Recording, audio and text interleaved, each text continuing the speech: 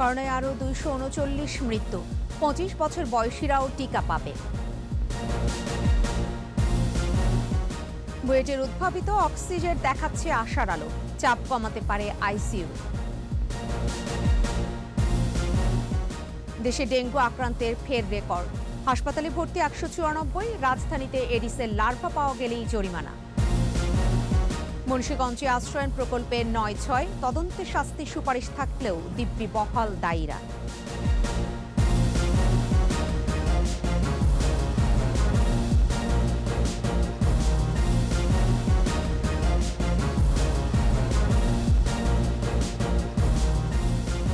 শুনছিলেন first security ইসলামী bank limited সংবাদ শিরোনাম।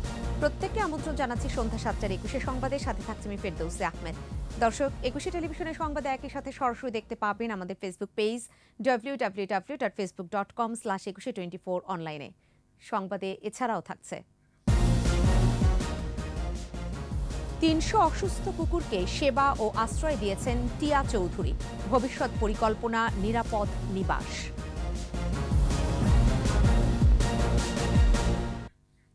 করোনায় 24 ঘন্টায় 239 জনের মৃত্যু হয়েছে। এদিকে করোনা উপসর্গে 23 জেলায় মারা গেছেন আরও 186 জন।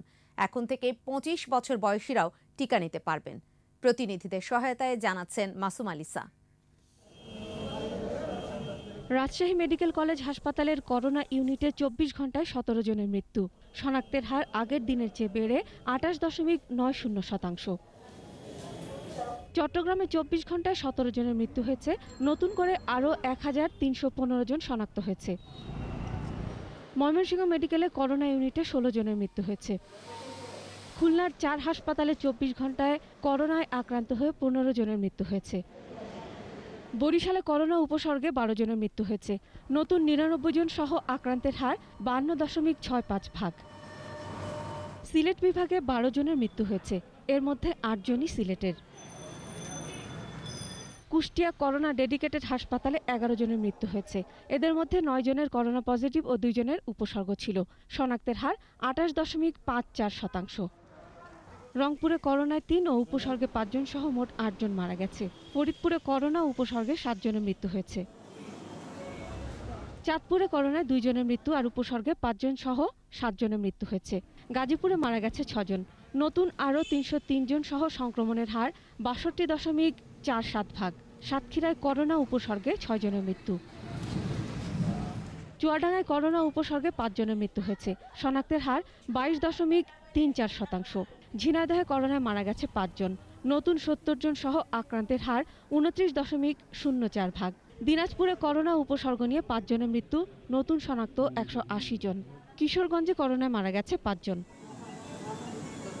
ঠাকুরগাঁয়ে করোনায় 3 জনের মৃত্যু, নতুন 80 জন সহ আক্রান্তের হার 34.19%। শেরপুরে মৃত্যু হয়েছে 3 জনের, শনাক্তের হার 40.18%।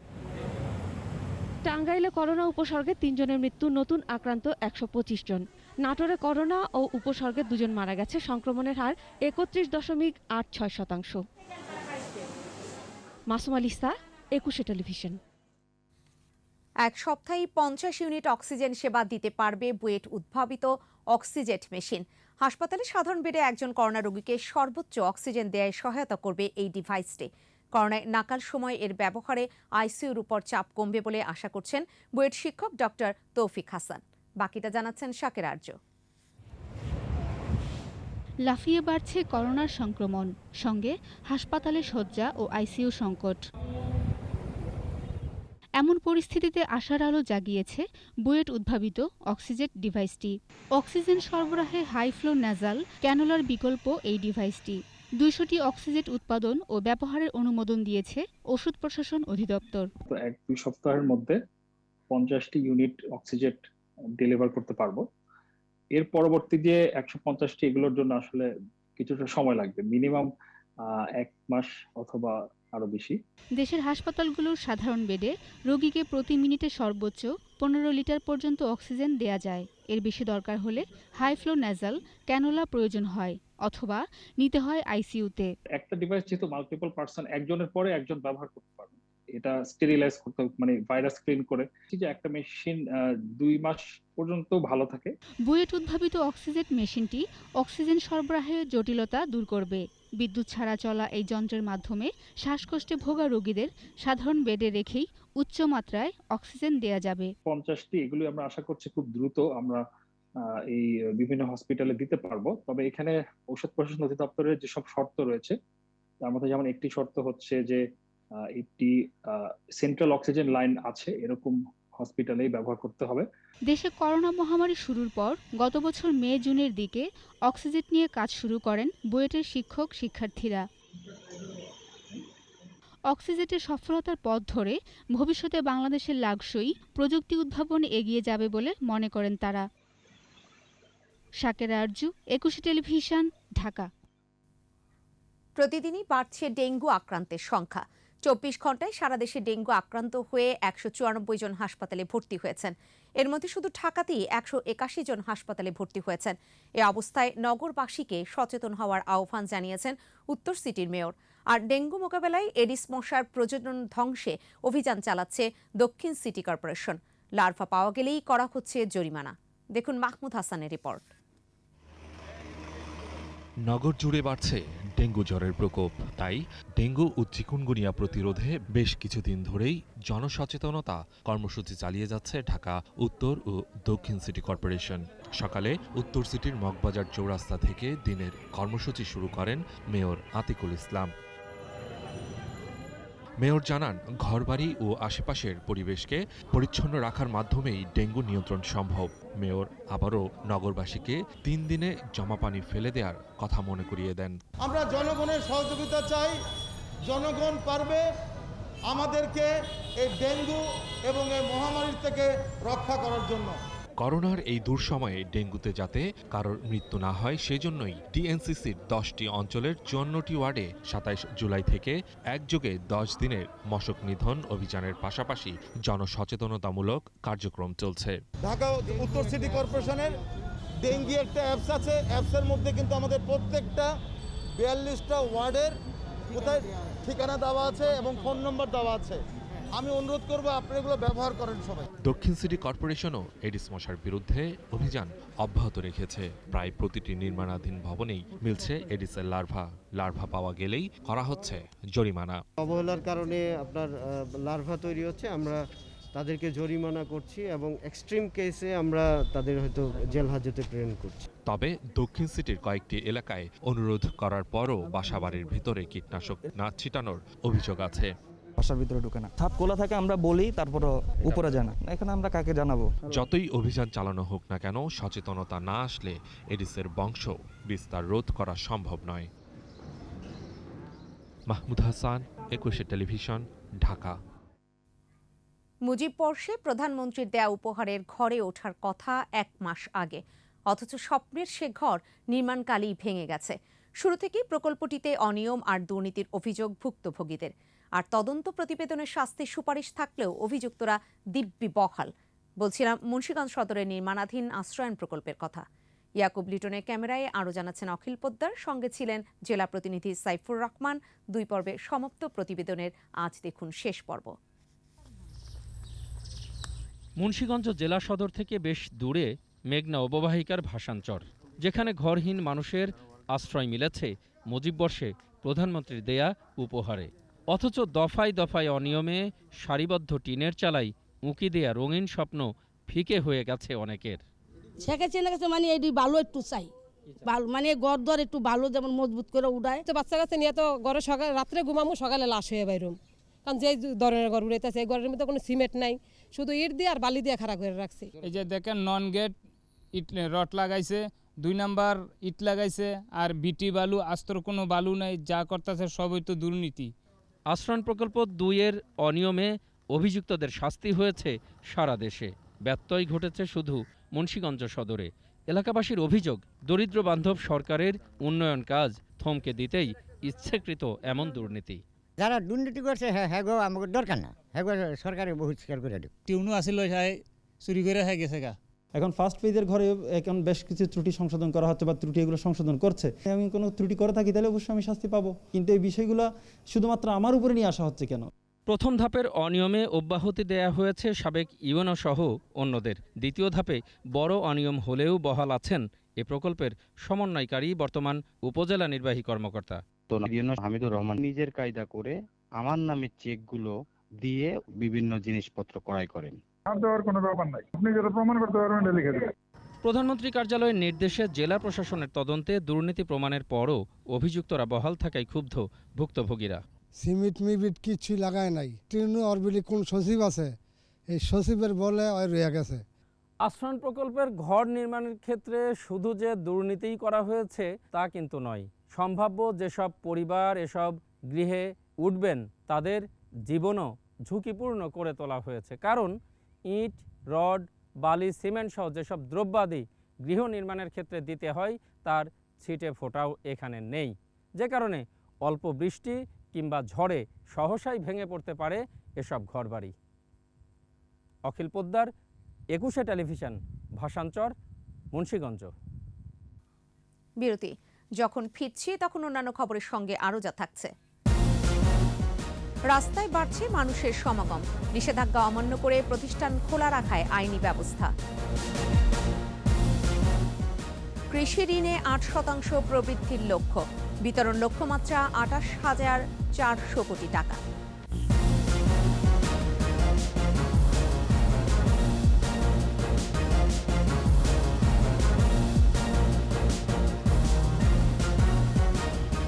দেখছেন সন্ধ্যা ৭টার ২১শে সংবাদ।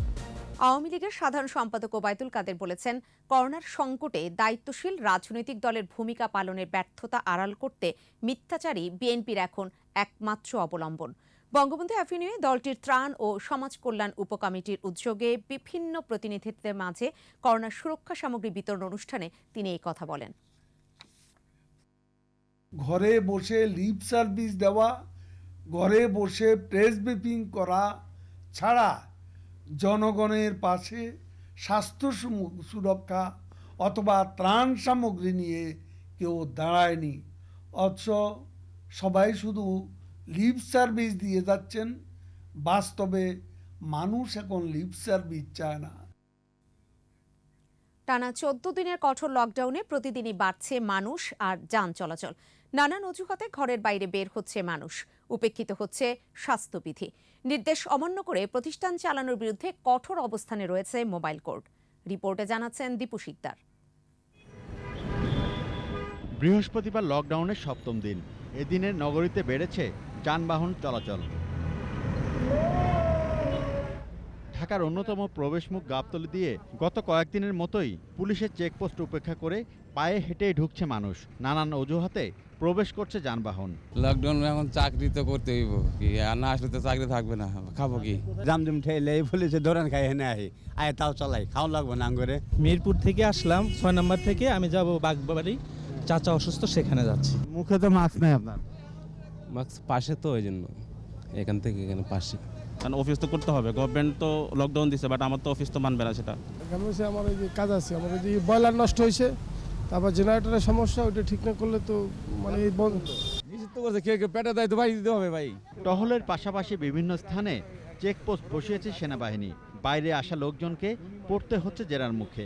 ভ্যালিড কজ দিয়ে বের হওয়ার, কোনো একটা ছোট একটা কাজে বের হয়েছে, তো তারা আর কি অনেক সময় মিথ্যার আশ্রয় নিচ্ছে। তো সেই ক্ষেত্রে আমরা যদি এরকম কাউকে পাই, আমরা এখানে আমাদের এখানে ম্যাজিস্ট্রেট আছে, পুলিশ সদস্য আছে, তাদের মাধ্যমে আমরা আইনানুগ ব্যবস্থা গ্রহণ করছি। পুলিশও রয়েছে তৎপর। নির্দেশ অমান্যকারীদের বিরুদ্ধে নেওয়া হচ্ছে ব্যবস্থা। তো আমরা দুইজন যাচ্ছিলাম বলে আমাদের এই মামলাটা দিচ্ছে। একটা মুরগি কেনার জন্য বের হয়ে গেছে, একটা দেখা যাচ্ছে ডাল কেনার জন্য বের হয়ে গেছে, বা সামান্য একটু ফ্রুটস কেনার জন্য বের হয়ে গেছে, কিন্তু আসলে এই ধরনের ট্রিকি কৌশলগুলো তারা নিচ্ছে। এদিকে লকডাউনের নির্দেশনা উপেক্ষা করে প্রতিষ্ঠান চালানোর বিরুদ্ধে ব্যবস্থা নিচ্ছে মোবাইল কোর্ট। সকল অফিসগুলো, কমার্শিয়াল স্পেস যেগুলো আছে, তারা জরুরি সেবার আওতাভুক্ত কিনা, বা যদি আওতাভুক্ত হয় তাহলে তারা তাদের পারমিশন লেটার এবং তাদের ক্যাবিনেটের নির্দেশনা অনুযায়ী তারা যেটা চলছে সেই জিনিসটা আমরা চেক করছি প্রতিটা অফিসে যেয়ে। আমরা পাড়া মহল্লা ও বাজারগুলোতে উপেক্ষিত হচ্ছে স্বাস্থ্যবিধি।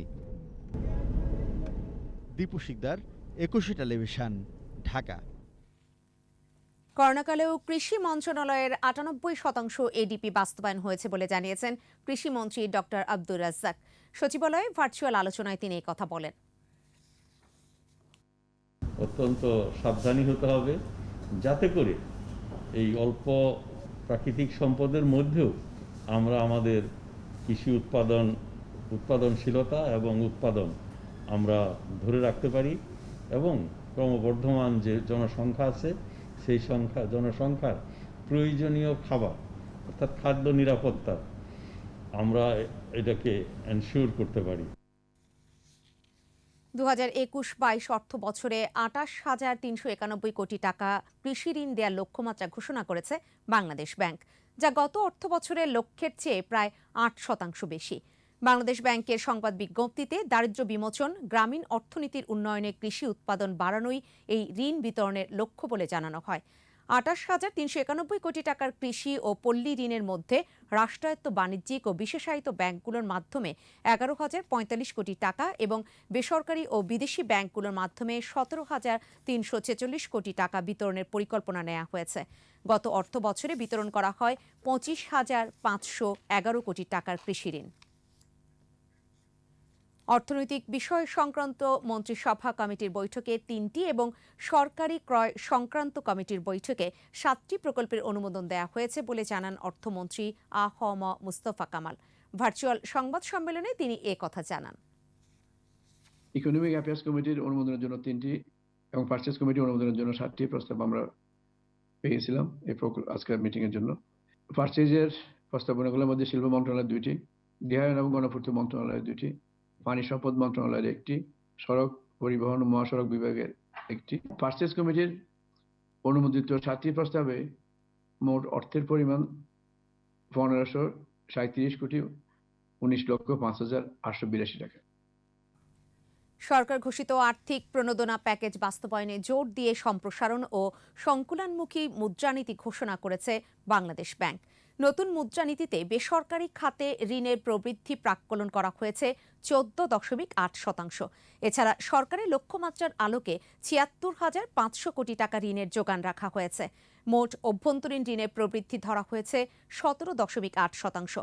গণমাধ্যমে পাঠানো লিখিত বক্তব্যে গভর্নর ফজলে কবির বলেন, রেমিট্যান্স ও আমানত বৃদ্ধির কারণে ব্যাংক ব্যবস্থায় প্রায় 2.5 লাখ কোটি টাকা জমা হয়েছে। অতিরিক্ত তারল্য আর্থিক খাতে বুদবুদ তৈরি করলে তা তুলে নেবে কেন্দ্রীয় ব্যাংক। টানা বর্ষণ ও পাহাড়ি ঢলে কক্সবাজার জেলায় বন্যা পরিস্থিতির অবনতি হয়েছে। পানিবন্দী অন্তত 2 লাখ মানুষ। বান্দরবান, বাগেরহাট ও মোংলায় প্লাবিত হয়েছে নিম্নাঞ্চল। কক্সবাজারে বাঁকখালী ও মাতামুহুরী নদীর পানি বিপদসীমার উপর দিয়ে প্রবাহিত হচ্ছে। জেলা প্রশাসন জানায় 413 গ্রাম প্লাবিত হয়েছে। প্রাথমিকভাবে ক্ষতির পরিমাণ 3 কোটি টাকা। 30টি আশ্রয় কেন্দ্র খোলা হয়েছে। পাহাড় ধস ও পানিতে ডুবে 20 জনের মৃত্যু হয়েছে। বান্দরবান পৌর এলাকার নিম্নাঞ্চল জলমগ্ন হয়ে পড়েছে। লামা আলীকদম সড়ক ডুবে যাওয়ায় যানবাহন চলাচল বন্ধ হয়ে গেছে। বাগেরহাটের নিম্নাঞ্চল প্লাবিত হয়ে পানিবন্দী হয়ে পড়েছে 1.5 লক্ষ পরিবার। ভেসে গেছে 2 সহস্রাধিক ঘের। মোংলা পৌর এলাকা ও উপজেলার বিভিন্ন এলাকা পানিবন্দী হয়ে পড়েছে 7,000 মানুষ।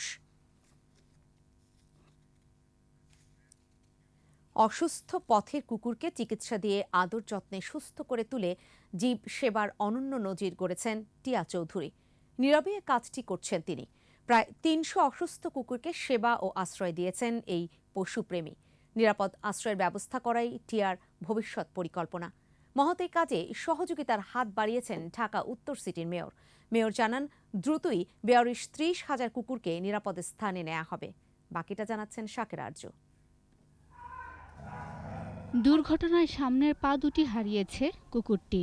রাস্তা থেকে তুলে এনে চিকিৎসা ও সেবা দিয়ে কুকুরটিকে সুস্থ করে তোলেন টিয়া। তার ফ্ল্যাটটি এখন অসুস্থ ও অসহায় কুকুরের আশ্রয়স্থল। শুধু এই কুকুরটিই নয়, এমন 50টি অসুস্থ বেওয়ারিশ কুকুরকে প্রতিদিন চিকিৎসা ও সেবা দিচ্ছেন তিনি। পথে ঘাটে দুর্ঘটনায় পড়া বা অসুস্থ কিংবা মা হারানো কুকুরের বাচ্চাগুলো নিয়ে আশ্রয় তো বটেই, খাওয়া দাওয়া ও চিকিৎসার ব্যবস্থা করেন টিয়া। সপ্তাহে একদিন আসেন পশু ডাক্তার। জলাতঙ্কের টিকা সহ প্রয়োজনীয় চিকিৎসা সেবা দেয়া হয় তাদের। 3-4 বছর আগে প্রথমে ভাবছি যে আচ্ছা আমি যদি একটা কুকুরকে রাখতে পারি, যদি চিকিৎসা দিতে পারি, হ্যাঁ তাহলে অসুবিধা কি। একটা কুকুর পড়ে আছে, কেউ তো ভবিষ্যৎ নিয়ে চিন্তা করতেছে না যে এটা প্রেগনেন্ট হয়ে বাচ্চাগুলি মরে। একটা দেখতেছে হাত নাই, পা নাই, চোখ বের হয়ে যাচ্ছে, ওইটা রেস্কিউ করে, কিন্তু আমাদের লং টার্ম চিন্তা করা উচিত। বছর 2 আগে 2 বোন মিলে শুরু করেছিলেন মহৎ এই কাজটি।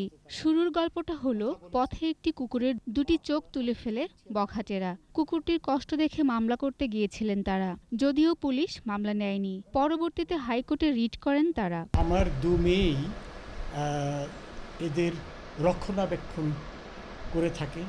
যখন কোনো কুকুর আহত বা অসুস্থ হয়, সেই কুকুর এনে, যেহেতু আমার বাড়িতে অনেক জায়গা রয়েছে, চিকিৎসার ব্যবস্থা করে। অনেক ভেটেরিনারি সার্জন আছেন যারা অল্প পয়সায় বা অনেক সময় বিনা পয়সায় চিকিৎসা দিয়ে থাকে। টিআর মহৎ এই উদ্যোগের সাথে আছেন উত্তর সিটি কর্পোরেশনের মেয়র আতিকুল ইসলাম। কুকুরদের নিরাপদ আশ্রয়ের পরিকল্পনাও আছে তার। বন্ধ্যাত্বকরণটা কিন্তু করা এখনো হয়নি। ঢাকা উত্তর সিটি কর্পোরেশনে মিরপুরে একটি জায়গায় তাদেরকে আমরা জায়গা দিব। ওই জায়গার মধ্যে যে যার কুকুরকে নিয়ে আসবে, কুকুরকে চিকিৎসা করানো হবে, কুকুরের বন্ধ্যাত্বকরণ করা হবে। 2014 সালে একটি প্রাণীপ্রেমী সংগঠনের রিট আবেদনে কুকুর নিধনে নিষেধাজ্ঞাও রয়েছে আদালতের। শাকেরা আরজু, 21 টেলিভিশন, ঢাকা। সংবাদে এ পর্যায়ে বিরতি নিচ্ছি, যখন ফিরছি তখন থাকবে। চাঁদপুর ঘাটে আসছে 800 থেকে 1000 মণ ইলিশ, বাজারে বেড়েছে সরবরাহ। নাগরণ কারাবাখে যুদ্ধবিরতির মধ্যে আর্মেনিয়া আজারবাইজান সংঘর্ষ, 3 সেনা সদস্য নিহত।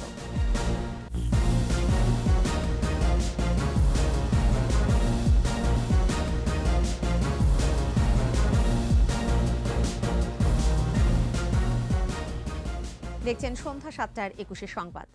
লকডাউনে পোশাক শিল্প সহ সব ধরনের শিল্প কারখানা খুলে দেওয়ার দাবি জানিয়েছেন শিল্প মালিকরা।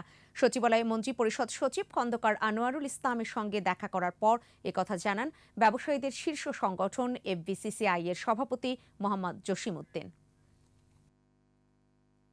আমরা স্বাস্থ্যবিধি মেনেই ফ্যাক্টরি চালাতে চাই। স্বাস্থ্য মন্ত্রণালয় আছে বা স্বাস্থ্য অধিদপ্তর আছে, তাদের সাথে সমন্বয় করে যদি টিকাগুলি দিয়ে দিতে পারি আমাদের ওয়ার্কারদেরকে, ওয়ার্কফোর্সটাকে, তাইলে আমি মনে করি আমাদের ইকোনমিটা এগিয়ে যাবে। ইলিশের সরবরাহ বাড়ায় কর্মচাঞ্চল্য ফিরে এসেছে চাঁদপুর মাছঘাটগুলোতে। বড় স্টেশন ঘাট সহ ছোট বড় 25টি মাছঘাটে প্রতিদিন 800 থেকে 1000 মণ ইলিশ আসছে। সরবরাহ বাড়ায় হাসি ফুটেছে আড়তদারদের মুখে। মৎস্য বণিক সমিতি জানিয়েছে লকডাউনে স্বাস্থ্যবিধি মেনেই চলছে বেচাকেনা। চাঁদপুর প্রতিনিধি নিয়ামত হোসেনের রিপোর্ট জানাচ্ছেন সমর ইসলাম। আবার কর্মচঞ্চল চাঁদপুরের মাছঘাট। কদিন ধরে প্রচুর ইলিশ আসছে ঘাটে, যদিও অধিকাংশ ইলিশ আসছে বরিশাল, ভোলা, চরফ্যাশন, হাতিয়া ও মিয়ানমার থেকে। মাছ আসায় খুশি আড়তদাররা। কিছুদিনের মধ্যে ইলিশের সরবরাহ আরও বাড়বে বলে আশা তাদের। 2 মাস তো আমাদের কোনো কাজ ছিল না, আর এখন একটু মাছ একটু বাড়তি, তো এই মিলে যদি থাকে তো আমরা কাজ করে খাইতে পারবো আর কি। বর্তমানে আমার মাছ বাড়ছে 2-3 দিন, আমাকে এখন কাজ আছে, কাজ করি, কাজে ব্যস্ত আছি। মাছ যতদিনে আছে আমাদের কাজও আছে, আমাদের চলতে আছে, ভালো লাগতেছে। মাছ নাই, আমাকে কাজ নাই। স্থানীয়রা জানান ইলিশের সরবরাহ বাড়লেও দাম কমেনি। 1 কেজি সাইজের ইলিশ বিক্রি হচ্ছে 1200 থেকে 1300 টাকা কেজি দরে, আর ছোট ইলিশ আকার ভেদে বিক্রি হচ্ছে 500 থেকে 800 টাকায়। আমাদের ঘাটে প্রচুর পরিমাণে ইলিশ আসতেছে। এখন মোটামুটি আমাদের ঘাটের পরিস্থিতি ভালো এবং আমরা মোটামুটি ব্যস্ততার মধ্যে আছি। ইদানিং যে মাছের আমদানি হচ্ছে, প্রচুর পরিমাণ মাছের আমদানি হচ্ছে, সেগুলো উপকূলীয় মাছগুলোই বেশি। বরিশালের হাতিয়ার যে মাছগুলোর থেকে দাম থেকে আমাদের চাঁদপুরের যে মাছগুলা আপনার দাম কিন্তু অনেক বেশি। এদিকে লকডাউনে স্বাস্থ্যবিধি নিশ্চিতে জোর তৎপরতার কথা জানায় মৎস্য বণিক সমিতি। প্রত্যেক দিন চাঁদপুর মৎস্য বণিক সমবায় সমিতি লিমিটেডের পক্ষ থেকে মাইকিং করি, যাতে ব্যবসায়ীরা সামাজিক দূরত্ব বজায় রেখে ব্যবসা পরিচালনা করে। চাঁদপুর সদর, হাইমচর, মতলব উত্তর ও দক্ষিণ উপজেলায় জেলের সংখ্যা 51,189 জন। সমর ইসলাম, 21 টেলিভিশন। সোশ্যাল ইসলামী ব্যাংক লিমিটেড বাণিজ্য সংবাদ।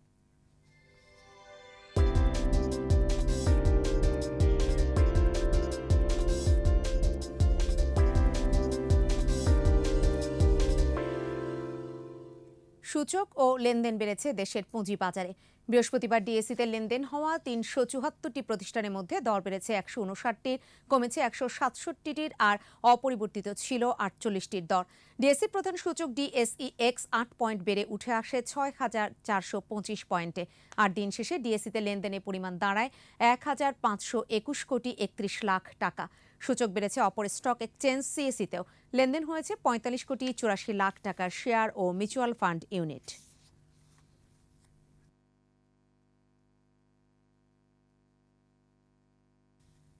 উন্নয়ন ও সম্ভাবনার বাংলাদেশে বিদেশি বিনিয়োগকারীদের আগ্রহী করে তোলার প্রয়াস হিসেবে আমেরিকার 4টি নগরীতে BSECর রোড শো শুরু হয়েছে। ২৬ জুলাই নিউ ইয়র্ক থেকে শুরু হওয়া এ রোড শো চলবে ২ আগস্ট সোমবার পর্যন্ত। The rise of Bengal tiger potentials of Bangladesh capital markets শিরোনামে এই আয়োজন করেছে Bangladesh security and exchange commission. এই আয়োজনে পুঁজি বাজারের বাইরেও শিল্প ও সেবা খাতে সরাসরি বিদেশি বিনিয়োগে ইতিবাচক ভূমিকা রাখবে বলে মনে করছে BSEC।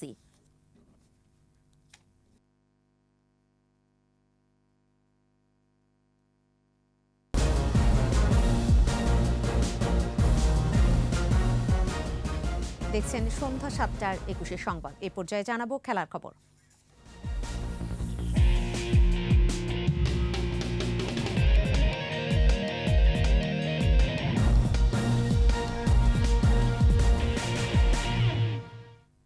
টোকিও অলিম্পিকে রিকার্ভ নারী এককের প্রথম রাউন্ড থেকে ছিটকে গেলেন বাংলাদেশি আর্চার দিয়া সিদ্দিকি। ইউমেনো সীমা ফিল্ডে শেষ ৩২-এর লড়াইয়ে বেলারুশের প্রতিযোগী কারিনা ডোমিন্সকায়ার কাছে ৬-৫ সেটে পয়েন্টে হেরে যান তিনি। প্রথম সেটে কষ্টের জয় দিয়ে শুরুর পর দ্বিতীয় সেটে ব্যর্থ হন দিয়া সিদ্দিকি। পরে আবারও ঘুরে দাঁড়িয়ে শেষ ১৬-এ ওঠার দারুণ আশা জাগালেও পরে পেরে ওঠেননি তিনি। নারী এককের র্যাঙ্কিংয়ে ডোমিন্সকায়া আছেন ৩১তম স্থানে, দিয়া সেখানে ১৫৫তম।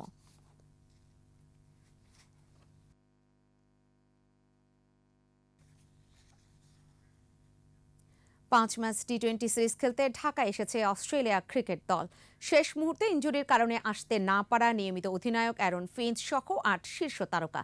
এই সফরে আসা অজি দলে নেই ৭ শীর্ষ তারকা Steven Smith, David Warner, Glenn Maxwell, Pat Cummins, Marcus Stoinis, Jhye Richardson ও কেইন রিচার্ডসন। বিমানবন্দর থেকে সরাসরি জৈব সুরক্ষা বলয়ের আওতায় আনা টিম হোটেলে উঠেছে সফরকারীরা। ৩ দিনের কোয়ারেন্টাইন শেষে অনুশীলন শুরু করবে তারা। মিরপুরে ৫ ম্যাচ সিরিজের প্রথম টি-20 ৩ আগস্ট, দিবারাত্রির পরের ৪টি ম্যাচ হবে ৪, ৬, ৭ ও ৯ আগস্ট।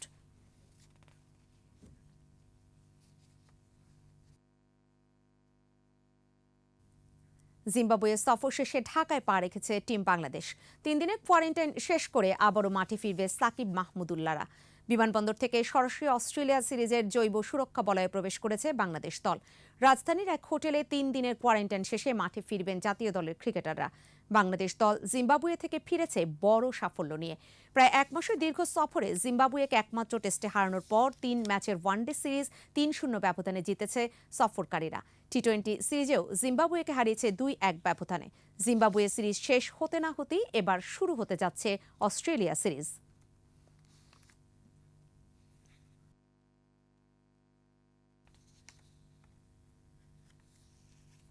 দ্বিতীয় টি-20তে ভারতকে ৪ উইকেটে হারিয়ে ৩ ম্যাচ সিরিজের ১-১ সমতায় ফিরল শ্রীলঙ্কা। কলম্বোর প্রেমাদাসা স্টেডিয়ামে টস হেরে ব্যাটিংয়ে নেমে ৫ উইকেটে ১৩২ রান সংগ্রহ করে সফরকারী ভারত। সর্বোচ্চ ৪০ রান করেছেন ধাওয়ান। ছোট লক্ষ্য তাড়া করতে নেমে ৬৬ রান তুলতেই ৪ উইকেট হারায় শ্রীলঙ্কা। এরপর অবশ্য দলকে জয়ের পথে রাখেন ধনঞ্জয়া ডি সিলভা। ৩৪ বলে ৪০ রানে অপরাজিত থাকেন তিনি।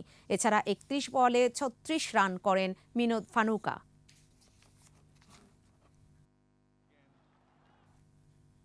শেষ করছি বিশ্ব বাঘ দিবসের খবর দিয়ে। বাঘের প্রাকৃতিক আবাস রক্ষা করা এবং বাঘ সংরক্ষণের জন্য সাধারণ মানুষের মধ্যে সচেতনতা তৈরির লক্ষ্যে প্রতি বছরের ২৯ জুলাই বিশ্ব বাঘ দিবস পালন করা হয়। দিবসটির এবারে প্রতিপাদ্য বাঘ বাঁচাবে সুন্দরবন, সুন্দরবন বাঁচাবে লক্ষ প্রাণ। বাঘ সুরক্ষায় বাংলাদেশ সরকার যেভাবে কাজ করছে তাতে সুন্দরবনে বাঘের সংখ্যা বৃদ্ধি পাবে বলে মনে করা হচ্ছে। বাকিটা জানাচ্ছেন আজহারুল ইসলাম। রাজকীয় তার ভঙ্গি, দুর্বার গতি আর ডোরাকাটা দাগের কারণেই অনন্য রয়্যাল বেঙ্গল টাইগার। সুন্দরবনই এর প্রধান আবাসস্থল। 1975 সালের জরিপে সুন্দরবনে বাঘ ছিল 350টি, আর 2018 সালে করা জরিপে সুন্দরবনে 114টি বাঘের কথা বলা হয়। 2015 সালে ক্যামেরা ট্র্যাপ পদ্ধতিতে পরিচালিত জরিপে বাঘের সংখ্যা বলা হয় 106। বিশ্বজুড়ে 29 জুলাই দিনটি বাঘ দিবস হিসেবে পালন করা হয়। তবে বাঘের ঘনত্ব বেশি আছে এমন 13টি দেশে বিশেষ গুরুত্ব দিয়ে দিবসটি পালন করা হয়। 2010 সালে সেন্ট পিটার্সবার্গে প্রথম বাঘ সম্মেলন অনুষ্ঠিত হয়।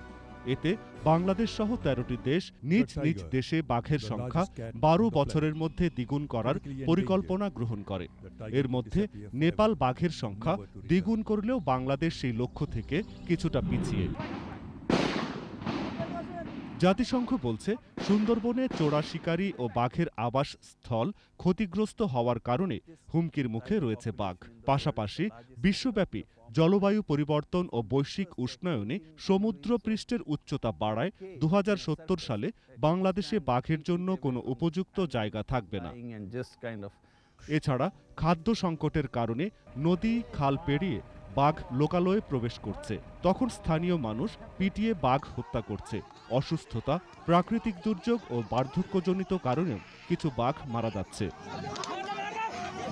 তবে বর্তমান সরকার বাঘের সংখ্যা বাড়াতে নানামুখী পদক্ষেপ গ্রহণ করেছে। দস্যুমুক্ত সুন্দরবনে বাঘের প্রজনন, বংশবৃদ্ধি সহ অবাধ চলাচলের জন্য অর্ধেকের বেশি এলাকাকে সংরক্ষিত বন হিসেবে ঘোষণা করা হয়েছে। চোরা শিকারীদের তৎপরতা বন্ধে চালু করা হয়েছে smart patrolling. Azharul Islam, 21 television. আর এই সাথেই শেষ করব সন্ধ্যা 7টার 21 সংবাদ। যাবার আগে ফার্স্ট সিকিউরিটি ইসলামী ব্যাংক লিমিটেড সংবাদ শিরোনামগুলো জানিয়ে দিতে চাই আরও একবার। করোনায় আরও 239 মৃত্যু, 25 বছর বয়সীরা টিকা পাবে। বুয়েটের উদ্ভাবিত অক্সিজেন দেখাচ্ছে আশার আলো, চাপ কমাতে পারে আইসিইউ। দেশে ডেঙ্গু আক্রান্তে ফের রেকর্ড, হাসপাতালে ভর্তি 194, রাজধানীতে এডিসের লার্ভা পাওয়া গেলেই জরিমানা।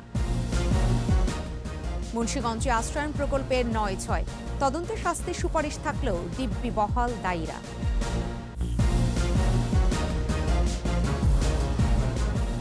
সর্বশেষ খবর জানতে ডায়াল করুন 202 নাম্বারে, আর ভিজিট করুন 21-tv.com এই ওয়েবসাইটে। এছাড়া ফেসবুকে ভিজিট করুন facebook.com/2124 অনলাইনে। আমাদের পরবর্তী সংবাদ রয়েছে রাত 9টায়। দেখার আমন্ত্রণ রইল। স্বাস্থ্যবিধি মেনে চলুন, সুস্থ থাকুন।